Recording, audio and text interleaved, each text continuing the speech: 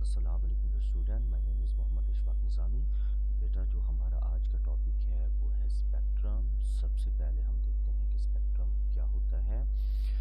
उसके लिए हम एक डायग्राम की तरफ आ रहे हैं कि जब भी वाइट लाइट को हम एक मीडियम से दूसरे मीडियम में से पास करते हैं तो उसके नतीजे में वो वाइट लाइट बेंडिंग शो करती है, रिफ्लेक्शन शो करती है। और उसकी जो सबसे बड़ी वजह होती है, वाइट लाइट के अंदर डिफरेंट वेवलेंथ की रेडिएशन मौजूद होती हैं और जब हम उसको किसी प्रिज्म में से पास करते हैं तो वो डिफरेंट रेडिएशन की वेवलेंथ रिफ्रैक्शन शो करती हैं, बेंडिंग शो करती हैं। आपके सामने डायग्राम में जब इस वाइट लाइट को हम जब प्रिज्म में से पास करते हैं तो वो वाइट लाइट डिफ्रैक्ट हो जाती है इनटू 7 डिफरेंट कलर्स। और इन 7 कलर के जो पैटर्न हमें हासिल होता है, जो पैटर्न हमें मिलता है, इसको हम विजिबल लाइट स्पेक्ट्रम का नाम देते हैं, क्योंकि हमारी जो आँख होती है इस स्पेक्ट्रम को आसानी से विजुलाइज कर रही होती है, आसानी से इसको डिटेक्ट कर लेती है। और इसमें 7 कलर का जो पैटर्न हमें मिल रहा होता है इसको हम वीप कोर के नाम से याद रखते हैं। इसमें violet, indigo, blue, green, yellow, orange और रेड कलर शामिल होता है। तो अगर हम इसको प्रॉपरली डिफाइन करें तो ये कुछ इस तरीके से होगा कि dispersion of component of white light when it is pass through a prism is called as spectrum. जब भी हम वाइट लाइट को किसी प्रिज्म में से पास करते हैं तो उसमें मौजूद वाइट लाइट में मौजूद जितने भी कंपोनेंट्स होते हैं, यानी जितनी भी डिफरेंट वेवलेंथ की रेडिएशंस होती हैं, वो डिस्पर्स हो जाती हैं और उस डिस्पर्शन के नतीजे में जो हमें पैटर्न मिलता है उसको हम स्पेक्ट्रम का नाम देते हैं। और इसमें जो एग्जांपल है वो कॉमन एग्जांपल में रेनबो है, कौसिक-क़ज़ा हो गई, और इसी तरह जो डिस्पर्शन वाइट लाइट की पास होती है प्रिज्म में से, आप उसको भी किस चीज़ का नाम देते हैं, स्पेक्ट्रम का नाम देते हैं। अब यहाँ पर आप गौर कर रहे होंगे कि हर कलर का जो एंगल है वो दूसरे कलर से डिफरेंट होता है जब वाइट लाइट को हम प्रिज्म में से पास करते हैं। तो ये जो बेंडिंग है, एक रेडिएशन का बेंड हो जाना, एक्सटेंट ऑफ बेंडिंग, ये डिपेंड करता है उस रेडिएशन की फ्रीक्वेंसी पे या उसकी वेवलेंथ पे। जिन रेडिएशन की वेवलेंथ बेटा शॉर्टर होंगी, जिनकी वेवलेंथ शॉर्टर होंगी, फ्रीक्वेंसी ज़्यादा होंगी, उनमें एंगल ऑफ बेंडिंग क्या होगा, ज़्यादा होगा, एक्सटेंट ऑफ बेंडिंग ज़्यादा होगी। आप देख रहे हो कि जो वायलेट है इसके अंदर बेंडिंग सबसे ज़्यादा हो रही है, जबकि जो रेड कलर है इसमें बेंडिंग सबसे कम हो रही है। और इसकी जो वजह हमें दिखाई दे रही है, जो रेड कलर की रेडिएशंस होती हैं, रेड कलर के जो फोटॉन्स होते हैं, इनकी वेवलेंथ लार्जर होती है और फ्रीक्वेंसी बेटा कम होती है। यहाँ पर जो हमें वेवलेंथ दी जा रही है वो 6500 एंगस्ट्रॉम है और ये नैनोमीटर में ऑलमोस्ट 750 नैनोमीटर होती है, जबकि वायलेट के केस में जो हमें वेवलेंथ मिलती है वो 4000 एंगस्ट्रॉम और ये नैनोमीटर के केस में 400 नैनोमीटर पड़ती है। अब इसमें हमने देखा कि ये जो एंगल ऑफ डिफ्रैक्शन होता है रेडिएशन का, ये उनकी वेवलेंथ पे डिपेंड करता है। और इसके बाद अगर हम देखें कि जो स्पेक्ट्रम बनने का जो प्रिंसिपल है वो हमें क्या बता रहा है, ये जो कंपोनेंट वाइट लाइट के अंदर जितने भी कंपोनेंट्स होते हैं वो क्या होते हैं बेटा, डिफरेंट वेवलेंथ होने की वजह से डिफ्रैक्ट हो जाते हैं। जब आप उनको प्रिज्म में से पास करते हो तो उसके नतीजे में जो आपको स्पेक्ट्रम मिलता है, आप उसको विजिबल स्पेक्ट्रम का नाम देते हो और ये उसका बेसिक प्रिंसिपल है। यानी लाइट में मौजूद जो डिफरेंट वेवलेंथ की रेडिएशंस हैं, जब वो प्रिज्म में से पास होती हैं तो वेवलेंथ डिफरेंट होने की वजह से उनका स्पेक्ट्रम फॉर्मुलेट हो रहा होता है। अब नेक्स्ट इसके बाद हम आते हैं, जब रेडिएशन, जब वाइट लाइट प्रिज्म में से पास होती है तो उसके अंदर डिफरेंट वेवलेंथ की रेडिएशंस होती हैं और ये रेडिएशन प्रिज्म में से क्या हो जाती है बेटा, बेंड हो जाती है। और इनका जो बेंड होना होता है, एक्सटेंट ऑफ बेंडिंग, जो बेंडिंग की जो हद है, जो मिकदार है, ये इन्वर्सली प्रोपोर्शनल होती है उन रेडिएशन की वेवलेंथ पे। और चूंकि ये इन्वर्स है, अगर रेडिएशन की वेवलेंथ बेटा लार्जर होंगी तो लाजमी तौर पर एक्सटेंट ऑफ बेंडिंग बेटा शॉर्ट होंगी, कम होंगी। और अगर वेवलेंथ, रेडिएशन की वेवलेंथ स्मॉलर होंगी तो उनकी जो बेंडिंग होंगी वो लाजमी तौर पर ज़्यादा होंगी। इसमें हम देख रहे हैं कि जो वाइट लाइट होती है वो डिफरेंट वेवलेंथ की रेडिएशन पर मुश्तमिल होती है, यानी उसमें एक से ज़्यादा कलर मौजूद होते हैं। और जब हम उसको प्रिज्म में से पास करते हैं तो वो डिफरेंट वेवलेंथ रखने की वजह से डिफरेंट एंगल पे डिफ्रैक्ट हो जाती है। अब इसमें हम अगली जो चीज़ है कि क्या जब वाइट लाइट को प्रिज्म में से पास करते हैं तो क्या वो हमेशा विजिबल स्पेक्ट्रम ही बनाएगी, यानी वो स्पेक्ट्रम जो हमारी आंख डिटेक्ट कर पाती है और उसकी जो रेंज है वो 400 टू 750 नैनोमीटर होती है। और इसमें 7 डिफरेंट कलर हमें दिखाई दे रहे होते हैं। जो हमारी आंख होती है इन 7 कलर को बड़ी आसानी से डिटेक्ट कर पा रही होती है। जो वायलेट से बेटा रेड की तरफ होते हैं। वायलेट की जो वेवलेंथ है वो 400 नैनोमीटर और रेड की जो वेवलेंथ है वो 750 नैनोमीटर होती है। ये वो रेंज है जिसको हमारी आंख डिटेक्ट कर पाती है। लेकिन 400 से कम और 750 नैनोमीटर से ज़्यादा की जो वेवलेंथ होती हैं, जो रेडिएशंस होती हैं, हमारी आंख उनको डिटेक्ट नहीं कर पाती, हमारी आंख उनको नहीं देख सकती। और बिल्कुल इसी तरह जिस तरह हमारे कान हैं ये मखसूस फ्रीक्वेंसी के साउंड को सुन सकती हैं जिनकी रेंज 20 हर्ट्ज़ टू 20,000 हर्ट्ज़ होती है। अगर इससे कम हो जाए फ्रीक्वेंसी या इससे ज़्यादा हो जाए तो हमारे जो कान हैं उस साउंड को नहीं सुन पाते। तो सेम इसी तरह जो हमारी आँख है वो इन वेवलेंथ की रेडिएशन को आसानी से बेटा डिटेक्ट कर सकती है। तो 400 से कम और 750 से ज़्यादा जितनी भी वेवलेंथ की रेडिएशन होंगी वो हमेशा इनविजिबल स्पेक्ट्रम के अंदर आ जाएंगी। और इनविजिबल स्पेक्ट्रम में अगर हम देखें वो तमाम रेडिएशन जिनकी वेवलेंथ 400 नैनोमीटर से कम होंगी उनमें अल्ट्रा वायलेट रेडिएशन होंगी, एक्स रेज होंगी, गैमा रेज होंगी और कॉस्मिक रेज होंगी। ये वो रेडिएशन होती हैं जिनको हमारी आँख डिटेक्ट नहीं कर पा रही होती। इसके अलावा वो रेडिएशन जिनकी वेवलेंथ 750 नैनोमीटर से ज़्यादा होती है उसमें रेडियो वेव्स आ जाती हैं, माइक्रोवेव आ जाती हैं, इंफ्रारेड आ जाती हैं। ये वो वेवलेंथ होती हैं जिनको हमारी आँख डिटेक्ट नहीं कर पाती। तो हमारी आँख सिर्फ और सिर्फ विजिबल रेंज को डिटेक्ट कर पाती है जिसकी रेंज 400 टू 750 नैनोमीटर होती है। बेटा आपके सामने ये एक कंटिन्यूस स्पेक्ट्रम है। ये क्या बेटा? Continuous spectrum. जब आप लाइट को प्रिज्म में से पास करते हो तो उसके नतीजे में जो स्पेक्ट्रम आपको मिलता है आप उसको विजिबल लाइट स्पेक्ट्रम का नाम देते हो। इस पे 7 कलर होते हैं जिसमें हमें मुश्किल से 3 या 4 कलर मिल रहे होते हैं क्योंकि कलर एक दूसरे के अंदर डिफ्यूज़ होते हैं। अगर हम इनकी वेवलेंथ को सामने रखें और इनकी फ्रीक्वेंसी को सामने रखें तो जो रेडियो वेव्स होती हैं उनकी फ्रीक्वेंसी कम होती है और जो गैमा रेज होती हैं बेटा उनकी फ्रीक्वेंसी ज़्यादा होती है।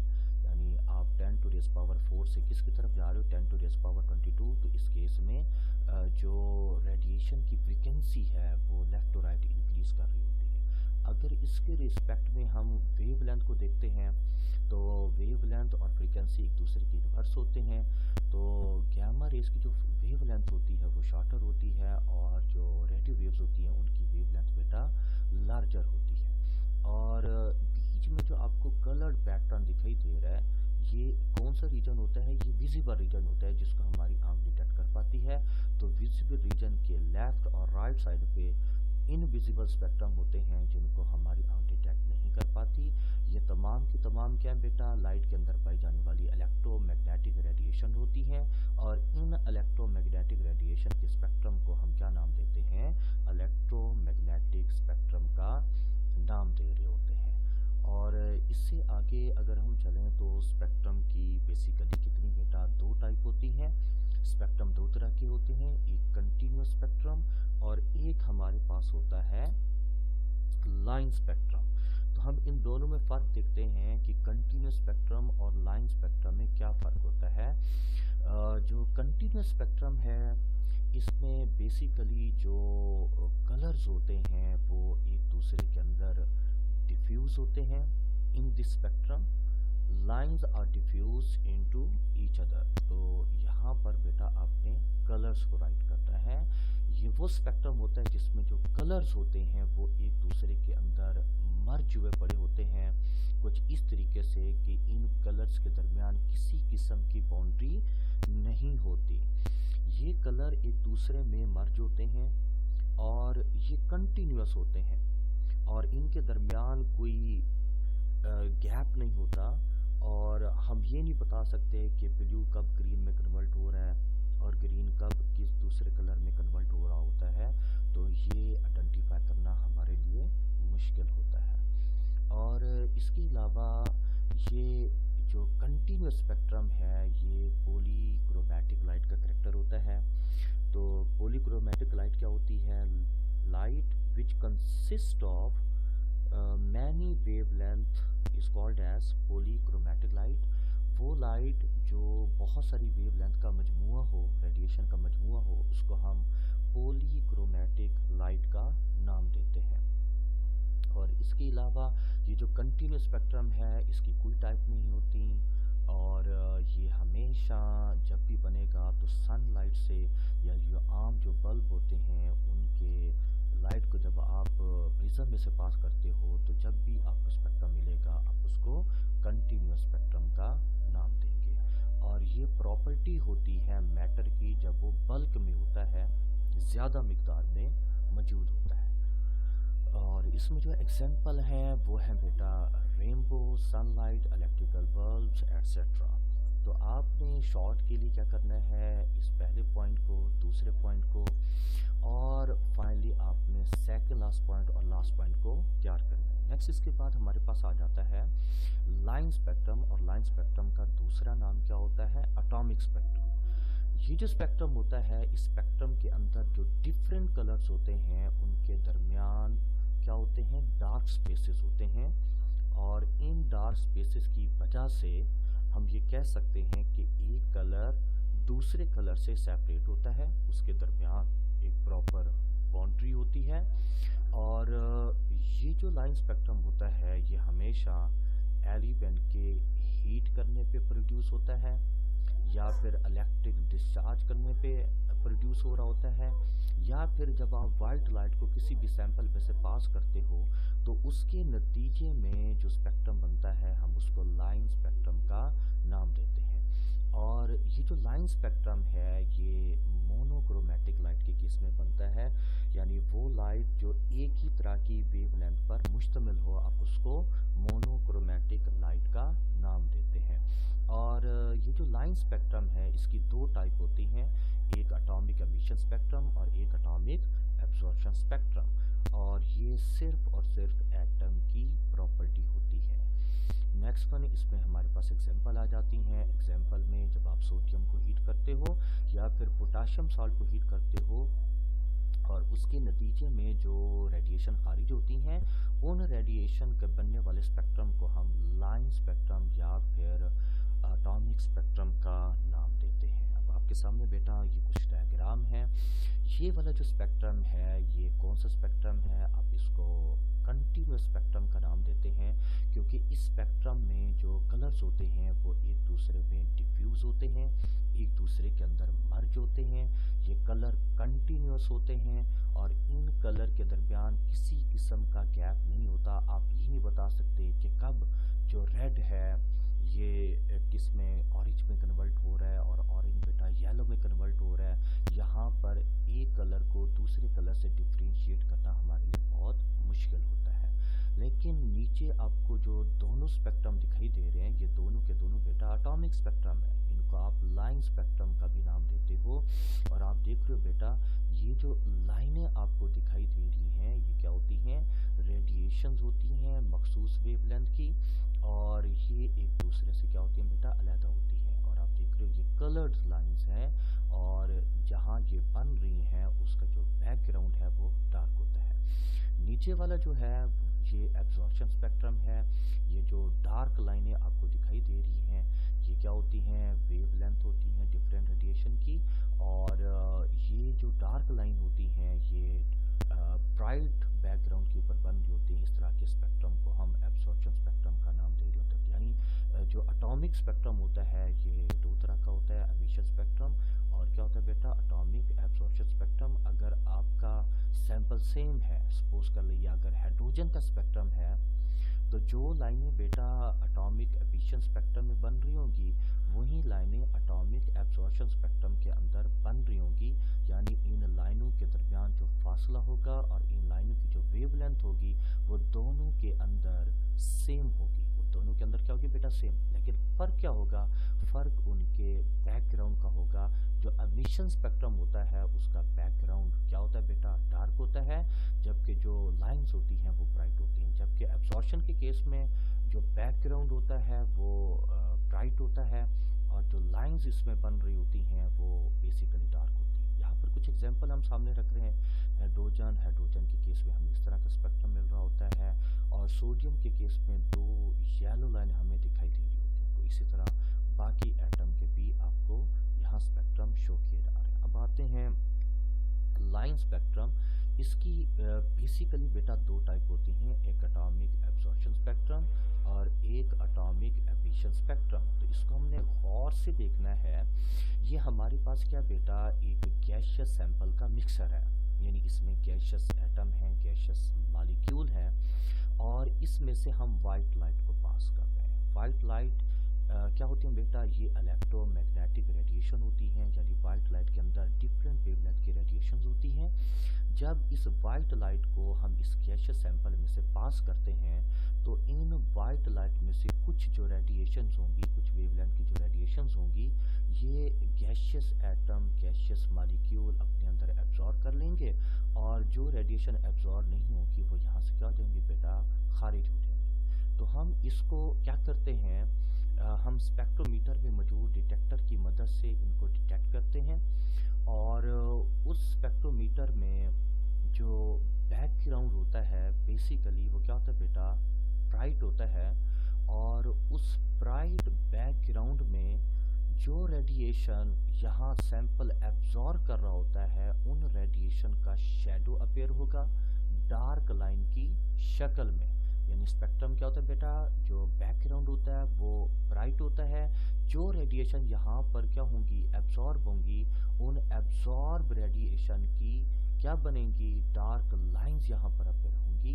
यहाँ पर शुरू में आप देख रहे हो जो लाइंस हैं बेसिकली वो क्या होती हैं, वो यहाँ पर क्लोजली पैक्ड होती हैं, फिर इन लाइंस के दरमियान गैप बढ़ जाता है।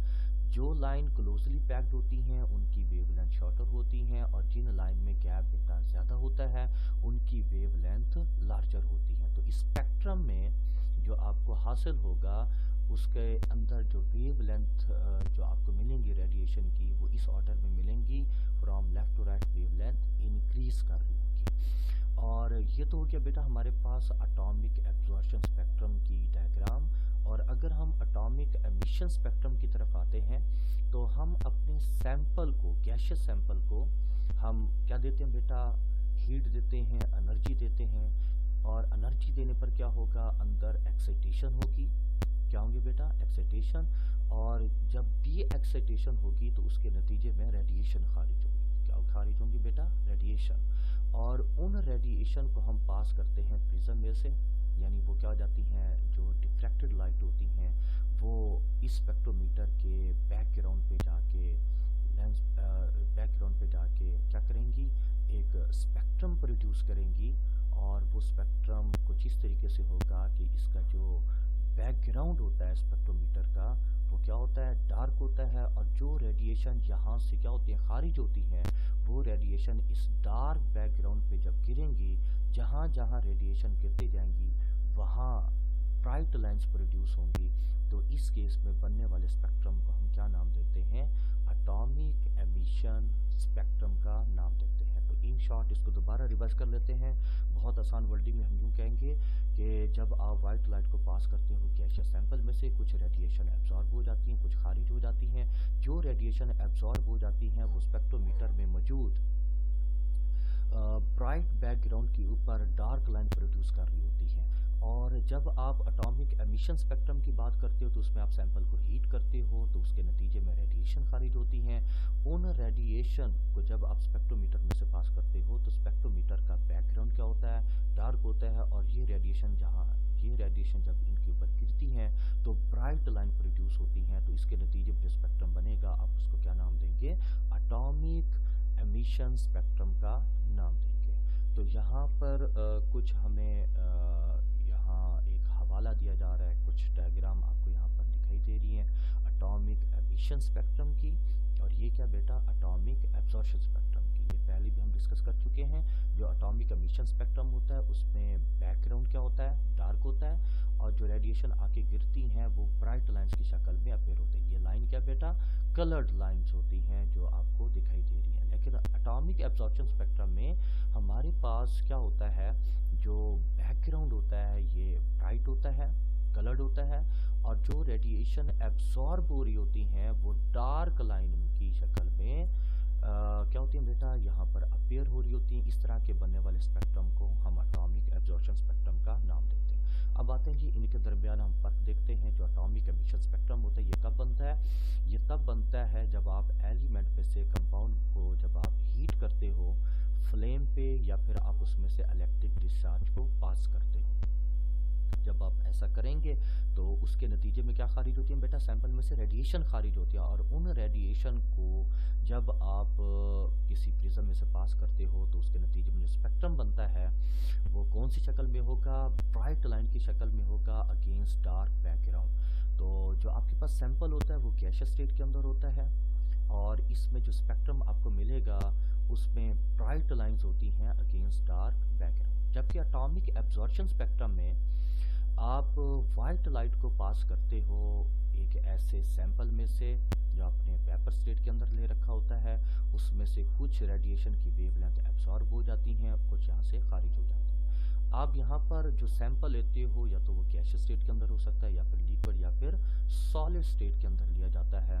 और जब भी आपको स्पेक्ट्रम हासिल होगा वो स्पेक्ट्रम डार्क लाइंस की शक्ल में मिलेगा और वो स्पेक्ट्रम किसके ऊपर बन रहा होगा, ब्राइट बैकग्राउंड के ऊपर बन रहा होगा। तो ब्राइट बैकग्राउंड के ऊपर डार्क लाइंस क्या होती हैं बेटा, अपीयर हो रही होती हैं। तो ये हमारा आज का टॉपिक था। आई होप आपको क्लियर हो चुका होगा। नेक्स्ट जो हमारा टॉपिक है वो हाइड्रोजन स्पेक्ट्रम